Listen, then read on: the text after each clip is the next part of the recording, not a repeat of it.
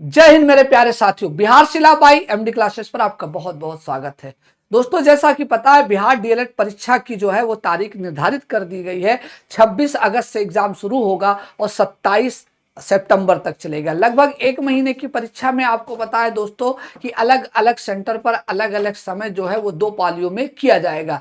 अब आपको बताते हैं कि साथियों, हम लोगों को जो सरकारी कॉलेज पाने का जो सपना है उसको साकार करने के लिए आपको डटे रहना है, मेहनत करते रहना है। विज्ञान में 20 में से 20 प्रश्न को सही करने के लिए हम लोग यहाँ पर एक छोटा सा सेशन लाते हैं जिसमें फटाफट प्रश्नों को सॉल्व कर रहे हैं। इससे पहले आपको बता दे दोस्तों कि बिहार सिलाबाई एमडी क्लासेस बिहार डीएलएड के लिए लेकर आ रहा है 12 घंटे की महा मैराथन। इस 12 घंटे की महा मैराथन में science, social studies, English, Hindi, math और रीजनिंग सारे विषयों को कवर किया जाएगा। तो एक बार समय फिर जान लीजिएगा, इस रविवार मतलब 24 अगस्त सुबह 9 बजे से एकदम लगातार क्लास चलेगी दोस्तों 12 घंटे तक।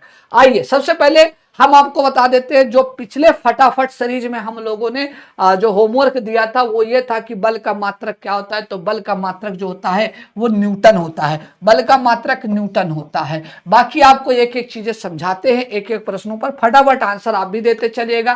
कर एसआई पद्धति में पास्कल किसका मात्रक है? अगर आपसे पूछा जाए पास्कल किसका मात्रक है तो पास्कल दाब का मात्रक है। अगर हम पास्कल की बात करते हैं साथियों तो पास्कल बराबर क्या होता है, इसको हम लोग दूसरे तरीके से भी लिख सकते हैं, न्यूटन पर मीटर स्क्वायर भी बोल सकते हैं। तो दाब का मात्रक क्या होता है? पास्कल होता है। कार्य का मात्रक क्या होगा? जूल होगा। ऊर्जा का भी मात्रक जूल होगा और शक्ति का मात्रक वाट होता है। और वाट को हम लोग एक चीज और लिख सकते हैं, जूल बटा सेकंड भी लिख सकते हैं।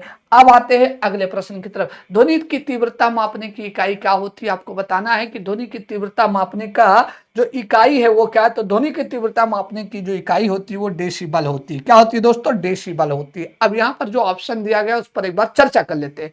ध्यान से देखिएगा, डायोप्टर से लेंस की क्षमता मापी जाती है, मतलब लेंस की क्षमता का मात्रक है। और डॉप्सन जो होता है वो ओजोन लेयर की या ओजोन परत की मोटाई मापने की इकाई है। तो आप तीनों देख सकते हो, डायोप्टर जो होता है वो लेंस की क्षमता, डेसिबल ध्वनि की तीव्रता, और डॉप्सन जो होता है वो ओजोन परत की मोटाई मापने के लिए इस्तेमाल किया जाने वाला इकाई है। इसके अलावा अगर बात करेंगे मूली किसका उदाहरण है भैया, तो हम लोग जो मूली खाते हैं वो मूली एक्चुअल में जड़ है। क्या है दोस्तों? जड़ है। तो मूली क्या है साथियों? मूली जड़ है। क्या है दोस्तों? फिर से सुनिएगा, मूली जड़ है। अब आते पुंकेसर के भाग होते। पुंकेसर जो कि एक मेल फ्लावर रिप्रोडक्टिव पार्ट है, और आपको पता है इस पुंकेसर में आपका परागकोश होता है और तंतु जिसको फिलामेंट भी कहा जाता है। क्या होता है? तंतु भी कहते हैं। परागकोश जिसमें पॉलन ग्रेन भरा होता है, और दूसरा प्रतंतु जिसको हम लोग क्या बोलते हैं? फिलामेंट भी कह देते हैं। चलिए अगला है, इनमें से कौन सा पादप हार्मोन नहीं है? कौन सा ऐसा हार्मोन है जो प्लांट हार्मोन नहीं है? ऑक्सिन नहीं है, एड्रेनालिन नहीं है, जिब्रेलिन नहीं, और आपका एब्सिसिक एसिड नहीं। तो एड्रेनालिन हार्मोन जो है वो क्या है दोस्तों? एनिमल हार्मोन है, जो कि एड्रीनल या अधिवृक्क ग्रंथि से निकलता है। किससे निकलेगा? एड्रीनल या अधिवृक्क ग्रंथि से निकलता है दोस्तों। तो ये एनिमल हार्मोन थे। बाकी ऑक्सिन, जिब्रेलिन और एब्सिसिक एसिड जो वो आपका प्लांट हार्मोन्स है।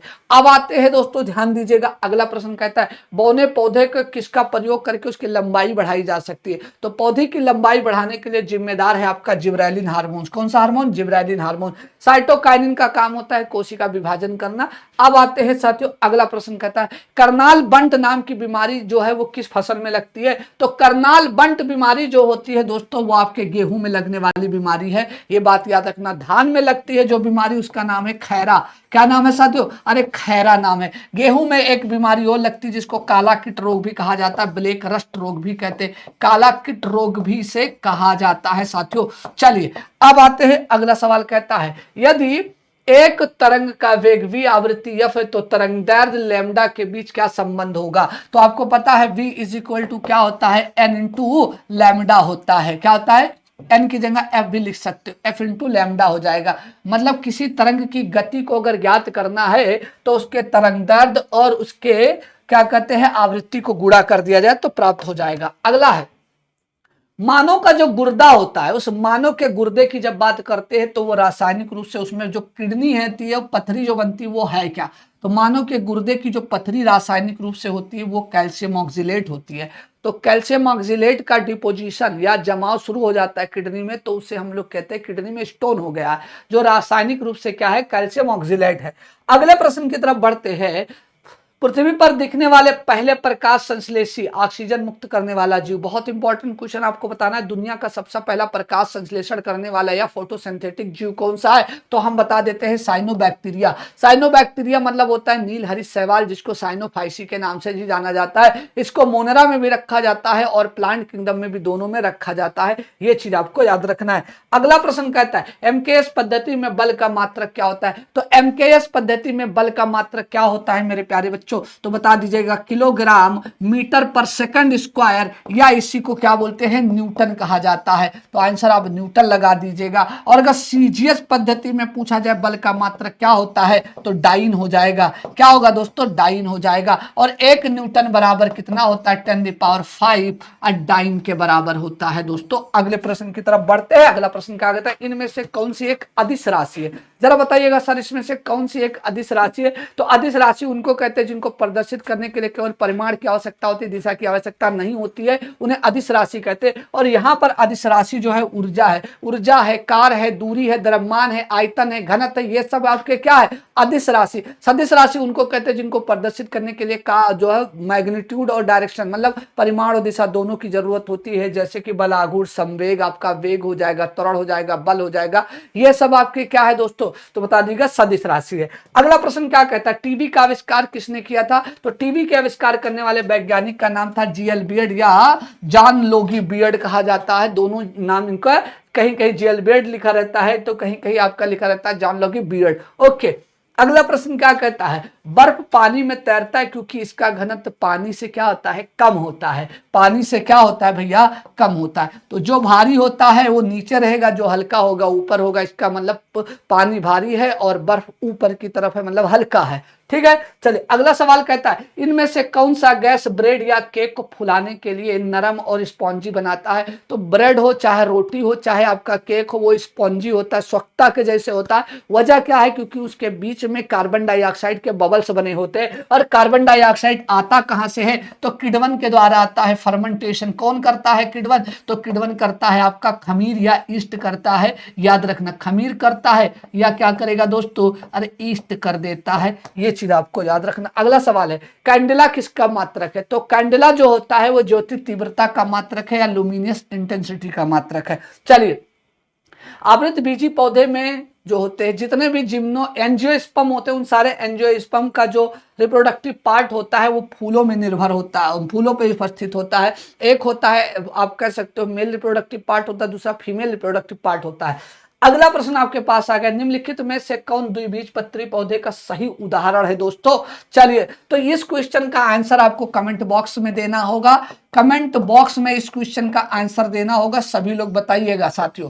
इसके अलावा आपके पास एक सवाल आ गया है कि जरा बताइएगा ध्वनि तरंगों की गति शून्य होती है, कहाँ शून्य होती है, मतलब साउंड कहाँ नहीं चल सकती है। यह भी आपका होमवर्क रहेगा। मतलब 2 क्वेश्चन है, दोनों क्वेश्चनों का आंसर आपको होमवर्क में देना होगा। तो क्वेश्चन नंबर 18, क्वेश्चन नंबर 19 आपके लिए होमवर्क है। एंड क्वेश्चन नंबर 20 आपको बता दे रहा है किसके सीट के लिए एक्सक्रीडो का जो अवशोषण होता है वो सबसे ज्यादा हो जाएगा। तो याद रखना बच्चा, चांदी हो जाता है। क्या होगा सर, चांदी हो जाता है। तो ऐसे ही बढ़िया बढ़िया प्रश्नों को देखने के लिए दोस्तों आपको याद रखना होगा। चलिए, ऐसे बढ़िया बढ़िया प्रश्नों के लिए आपको क्या करना पड़ेगा, शानदार तरीके से आंसर देना होगा। और बाबा रहमानी के ज्ञान का भी आंसर आप लोग बढ़िया तरीके से दे दीजिएगा। तो अब तक 3 क्वेश्चन बन चुके हैं होमवर्क। पहला आपका बता दिया था, एक तो हुआ था कौन सा जो है आपका मतलब जो है द्विबीजपत्री है, और एक सवाल आपका क्या बना, धातुओं की प्रकृति। तो ये सारे प्रश्न जो आपको 2-3 दिए गए, इसका आंसर आप लोगों को कमेंट बॉक्स में बढ़िया तरीके से भरते चलिएगा। साथ साथ में ये जरूर बताते चलिएगा किसका सेंटर कहाँ गया है और कब एग्जाम है और किस पाली में है, सुबह वाली पाली में है या दोपहर वाली पाली में है। दोस्तों आपको बताते चले कि बिहार डीएलएड की प्रवेश परीक्षा को देखते हुए जो है बिहार सिलाबाई एमडी क्लासेस लेकर आए 12 घंटे की जबरदस्त मैराथन। और इस 12 घंटे जबरदस्त मैराथन जो शुरू होगी वो 24 अगस्त सुबह 9 बजे से शुरू होगी। इसमें सारे विषयों को कवर किया जाएगा, हिंदी आपका हिंदी और math, reasoning, English, social studies, science, सारे सब्जेक्ट को कवर किया जाएगा दोस्तों। तो इसकी शुरुआत सुबह 9 बजे से होगी 24 अगस्त मतलब आने वाले संडे को। और एक बात बता देते हैं दोस्तों कि जो रेगुलर क्लास चलती है इस बिहारशिला चैनल पर, आपको बता दें 5 बजे हिंदी चलती है, 6 बजे आपकी अंग्रेजी चलती है, 7 बजे एसएससी चलती है मतलब सोशल स्टडीज चलती है, और 8 बजे आपकी मैथ चलती है और 9 बजे आपकी साइंस चलती है। तो ऐसे सभी इस बढ़िया तरीके से वीडियो को देखने के लिए अपने दोस्तों के पास शेयर करिए ताकि आपको सरकारी कॉलेज पाने का सपना पूरा कर पाए। धन्यवाद, जय हिंद।